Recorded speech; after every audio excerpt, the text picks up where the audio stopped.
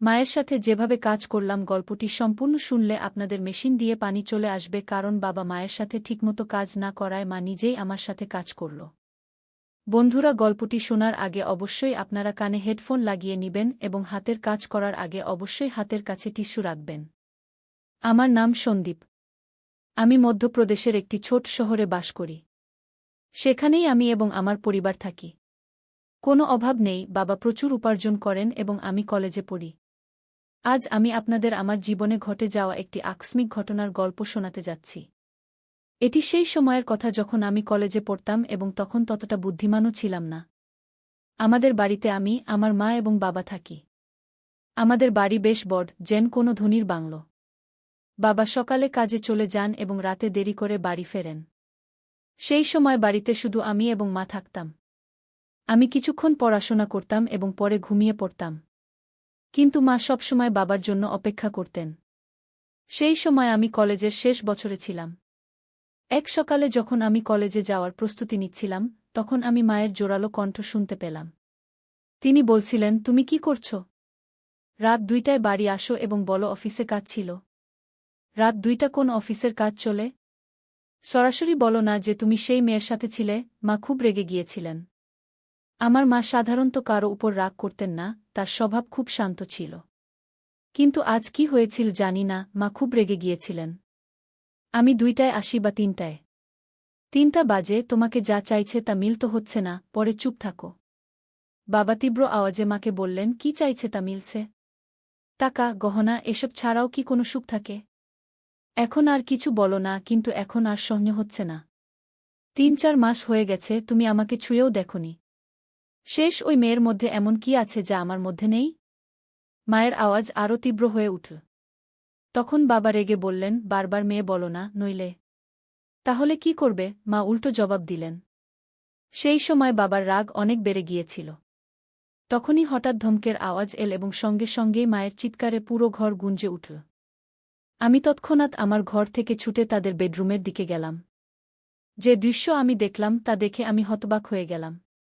বাবা মাকে বেল্ট দিয়ে মারছিলেন। মা ব্যথায় চিৎকার করছিলেন, কিন্তু বাবা থামার নামই নিচ্ছিলেন না। আমি কিছু না ভেবেই মায়ের উপর ঝাঁপিয়ে পড়লাম, যাতে তাকে বাঁচাতে পারি। কিন্তু বাবা তখনও থামলেন না। যেই আমার উপরেও 2-4টি বেল্টের আঘাত লাগল, বাবা থামলেন এবং তিল মিলিয়ে আমার দিকে রেগে তাকাতে লাগলেন, তারপর বাড়ি থেকে বেরিয়ে গেলেন। পরের দিকে আমি মায়ের দিকে তাকালাম। মায়ের চোখ থেকে অশ্রুধারা বয়ে যাচ্ছিল। আমি মাকে সাপোর্ট দিয়ে উঠিয়ে দিলাম। উঠতে গিয়ে মা কেঁদে উঠলেন। আমি তাকে বিছানায় বসালাম। তখন পর্যন্ত তার হাত ও পিঠে লাল দাগ পড়ে গিয়েছিল। এ দেখে আমার বাবার উপর প্রচণ্ড রাগ উঠল। কোনো মানুষ এত নিষ্ঠুর কি করে হতে পারে? কেউ নিজের স্ত্রীকেও এভাবে মারতে পারে? তখন আমি দ্রুত রান্নাঘরে গেলাম। একটি বাটিতে তেল ও হলুদ মিশিয়ে মায়ের কাছে নিয়ে এলাম। মায়ের পিঠে 2-4টি বেল্টের আঘাতের ব্যথা অনুভব হচ্ছিল। মা ফুপিয়ে ফুপিয়ে কাঁদছিলেন। এরপর আমি মায়ের হাত ও পিঠে তেল হলুদের মিশ্রণ লাগানো শুরু করলাম, যেখানে তাকে মারা হয়েছিল। কিছু জায়গায় হালকা রক্ত বের হয়েছিল। মিশ্রণ লাগানোর পর আমি বাটিটি একপাশে রেখে মায়ের পাশে বসে পড়লাম। মা আমাকে দেখে তৎক্ষণাৎ আমাকে জড়িয়ে ধরে কাঁদতে লাগলেন। পরে তিনি আমার গলায় মুখ লুকিয়ে জোরে জোরে কাঁদতে লাগলেন। মায়ের অশ্রুতে আমার কাঁধ ভিজে গেল। আমি তার পিঠে হাত বুলিয়ে তাকে শান্ত করার চেষ্টা করছিলাম। আমরা দুজন অনেকক্ষণ ধরে এভাবেই একে অপরের বাহুতে ছিলাম। তখনই মায়ের হাত যখন আমার পিঠের দাগগুলো স্পর্শ করল, তীব্র ব্যথার ঢেউ উঠল এবং আমি কেঁদে উঠলাম। মা যেই এটা বুঝতে পারলেন, তিনি তৎক্ষণাৎ আমার থেকে সরে গেলেন। পরে মা আমার শার্ট উপরে তুলে সেই বাটি থেকে তেল হলুদের মিশ্রণ ধীরে ধীরে আমার পিঠে লাগাতে লাগলেন। লাগানোর সময়ও তিনি ফুপিয়ে ফুপিয়ে কাঁদছিলেন। তুই কেন আমার জন্য মাঝখানে এলি? অকারণে তোরও মার খেতে হলো, মা এমন বললেন। তখন আমি তাকে বললাম, মা, তোমার জন্য যদি আমার প্রাণও চলে যেত, তবু আমার কোনো দুঃখ হতো না। কিন্তু তিনি তোমাকে মারলেন। যখন আমি এ কথা বললাম, তখন মা আমার দিকে তাকিয়ে বললেন, তোকে বলব কি না ভাবছি। ছেড়ে দে, এখন তোকে এসব জানা উচিত। গত 2 বছর ধরে তোমার বাবা একটি মেয়ের পেছনে ঘুরছে। রাতে দেরি করে আসে এবং আমার জন্য যেন কোনো অস্তিত্বই নেই তার কাছে। আর আমাকে এ কথা বলতে লজ্জাও হচ্ছে যে গত কয়েক মাস ধরে সে আমাকে ছুঁয়েও দেখেনি। কয়েকবার মনে হয়েছে আমি নিজের প্রাণ দিয়ে দিই। কিন্তু আমার পরে তোর কি হবে এ ভেবে আমি এমন পদক্ষেপ নিইনি। কিন্তু সত্যি এখন এই জীবন থেকে ক্লান্ত হয়ে পড়েছি। এখন আমি ঠিক করেছি একই ঘরে থাকব, কিন্তু তার সাথে কোনো সম্পর্ক রাখব না। মায়ের এ কথা শুনে আমি ভাবনায় পড়ে গেলাম। এত সুন্দর, সুশিক্ষিত ও বুদ্ধিমান মা হওয়ার সত্ত্বেও বাবা কি করে অন্য নারীর পেছনে ঘুরছে। মনে মনে আমি বাবার এই কাজকে দোষী সাব্যস্ত করলাম। মা সত্যিই খুব সুন্দর ছিলেন। সুন্দর চেহারা, নাজুক বডি, স্লিম ফিগার, ৫ ফুট উচ্চতা, ফর্সা রং, তিনি যেন কোনো ছবিতে আঁকা দেবীর মতো দেখাতেন। তবুও বাবা কেন তার সৌন্দর্য দেখতে পাচ্ছিলেন না? সেই দিনের পর থেকে মা বাবার সাথে কথা বলা বন্ধ করে দিলেন। তিনি আমার ঘরে আমার পাশেই ঘুমাতে লাগলেন। বাবা মাসে বাড়ির সব জিনিসপত্র ভরিয়ে দিতেন এবং টিভির পাশের ড্রয়ারে ৫,০০০ টাকা রেখে যেতেন। এখন তো বাবা বাড়িতে খেতেও আসতেন না। তিনি সেই মেয়ের বাড়ি থেকেই খেয়ে আসতেন এবং কখনো কখনো বাড়িতেও আসতেন না। ধীরে ধীরে এভাবে আরও ৩ বছর কেটে গেল।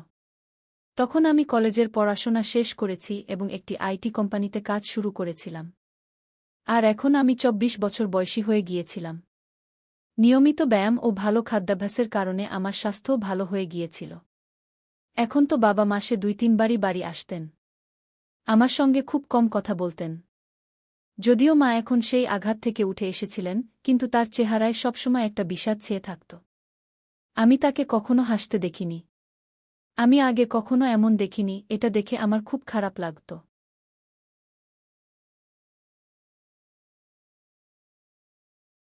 যখন আমি চাকরিতে যোগ দিই, কোম্পানি আমাকে একটি ল্যাপটপ দিয়েছিল, তাই আমি বাড়িতে ইন্টারনেট সংযোগও করিয়ে নিয়েছিলাম। ছোটবেলা থেকে মায়ের সঙ্গে থাকার কারণে আমার বেশি বন্ধু ছিল না, মাই ছিলেন আমার সবচেয়ে কাছের বন্ধু। সন্ধ্যায় যখন আমি কাজ থেকে বাড়ি ফিরতাম, ফ্রেশ হয়ে চা খেতাম এবং পরে বেডরুমে গিয়ে ল্যাপটপে ইন্টারনেট ব্যবহার করতাম। এটা আমার সময় কাটানোর মাধ্যম হয়ে উঠেছিল। সেই বয়সের কারণে আমি ইন্টারনেটে বিভিন্ন ধরনের সিনেমা দেখতাম, কিন্তু আমার সবচেয়ে বেশি পছন্দ হতে শুরু করেছিল মা এবং ছেলের মধ্যে সম্পর্ক নিয়ে সিনেমা। ধীরে ধীরে মায়ের দিকে তাকানোর আমার দৃষ্টিভঙ্গিতেও পরিবর্তন আসতে শুরু করেছিল। একদিন সোমবার ছিল, রাত প্রায় ৯টা বাজে, হঠাৎ বাবা বাড়ি এলেন। আমাদের বাড়ি মায়ের নামে ছিল। বাবা মাকে বলতে লাগলেন যে বাড়ি তার নামে করে দিতে। তখন মা অস্বীকার করলে বাবা তাকে খুব বকাঝকা করতে লাগলেন। মা চুপচাপ শুনতে থাকলেন। এমন সময় বাবা মায়ের গালে এক চড় মারলেন। এ দেখে আমার রক্ত গরম হয়ে উঠল। বাবা দ্বিতীয় চড় মারতে যাচ্ছিলেন, তখনই আমি তার হাত ধরে ফেললাম এবং বললাম, বাবা, এখন যথেষ্ট হয়েছে। এই তামাশা অনেক হয়েছে। এখন আর সহ্য করা যায় না। আজ থেকে এই বাড়িতে পা রাখলে এর পরিণাম ভালো হবে না গি। এরপর মাও রেগে বাবাকে খুব বকলেন। বাবা মায়ের জোরে বকুনিতে হঠাৎ থেমে গেলেন এবং আমার শক্তিশালী শরীর দেখে সেখান থেকে চলে গেলেন। পরে আমি দরজা বন্ধ করে মায়ের কাছে গেলাম। মা আমাকে চোখে অশ্রু নিয়ে দেখলেন এবং দৌড়ে এসে আমাকে জড়িয়ে ধরে ফুপিয়ে ফুপি কাঁদতে লাগলেন। আমিও মায়ের কোমর শক্ত করে ধরে তাকে আমার বাহুতে জড়িয়ে নিলাম। মা হিক্কা নিচ্ছিলেন এবং বলছিলেন, ঠিক আছে বেটা, এই মানুষের এই অসীম। আজকের পর যদি সে বাড়িতে আর না আসে তাহলেই ভালো। মা বললেন, এখন এই বাড়িতে তার আসার সাহস হবে না। আর যদি আসেও, আমি তাকে ছাড়ব না গিয়ে আমি বিষয়টি নিয়ে রেগে মাকে বললাম। এরপর মা চিন্তিত হয়ে বললেন, সন্দীপ বেটা, এই মানুষের সাথে জড়িয়ে না। যদি তোমার কিছু হয়ে যায়, আমি কার উপর ভরসা করব? তখন আমি আবেগে বললাম, তুমি চিন্তা করো না মা। সেই সময় আমার কাছে চাকরি ছিল না, তাই আমরা বাধ্য ছিলাম। কিন্তু এখন আমার কাছে ভালো চাকরি আছে। তুমি চিন্তা করো না, আমি তোমাকে কিছু হতে দেব না গিয়ে আমি মাকে আশ্বস্ত করে বললাম। একদিন দুপুরে আমি কাজ থেকে বাড়ি ফিরলাম।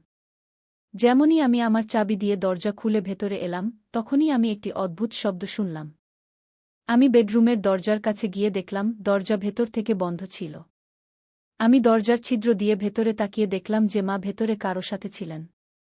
যে দৃশ্য আমি দেখলাম তাতে আমি হতবাক হয়ে গেলাম। প্রায় ১০ মিনিট ধরে আমি সেখানে তাকিয়ে রইলাম। হঠাৎ মা অজ্ঞান হয়ে মেঝেতে পড়ে গেলেন। বাড়ির বারান্দার দরজা খুলে আমি বাইরে গেলাম। এরপর আমি জোরে বললাম, মা, আমি চলে এসেছি।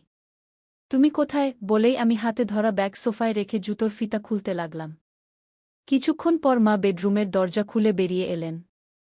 আমাকে দেখে তার মুখে ঘাবড়ে যাওয়া এবং আশ্চর্যের ভাব ছিল। আমি দ্রুত জুতো খুলে বেডরুমে ঢুকে গেলাম। টেবিলে আমি কলার একটি প্লেট দেখলাম। আমি একটি কলা নিয়ে খেতে লাগলাম। মা আমার পিছে পিছে এলেন। আমি ঠিক তখন কলা খেতে যাচ্ছিলাম, মা কিছু বলতে যাচ্ছিলেন, কিন্তু আমি আগেই কলা মুখে পুরে ফেললাম। মা অবাক হয়ে আমার দিকে তাকানোর সুযোগ পেলেন, আর আমি শান্তিতে কলা খাচ্ছিলাম। কলাটা একটু কাঁচা ছিল, তাই পুরোপুরি মিষ্টি নয়। মা, কলা খুব ভালো আছে। আর কলা কি? আমি কলা খেতে খেতে মাকে জিজ্ঞাসা করলাম। মা কিছু উত্তর দিলেন, কিন্তু তার মুখেই রইল। কিন্তু বন্ধুরা, আমি আপনাদের বলছি, সেই কলাগুলোর স্বাদ এত ভালো ছিল যে কিছু বলার নেই।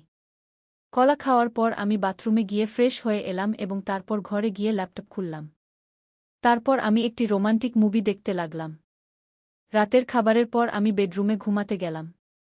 কিছুক্ষণের মধ্যে মা সব কাজ সেরে ঘুমাতে এলেন। মা হালকা গোলাপি রঙের নাইটগাউন পরেছিলেন।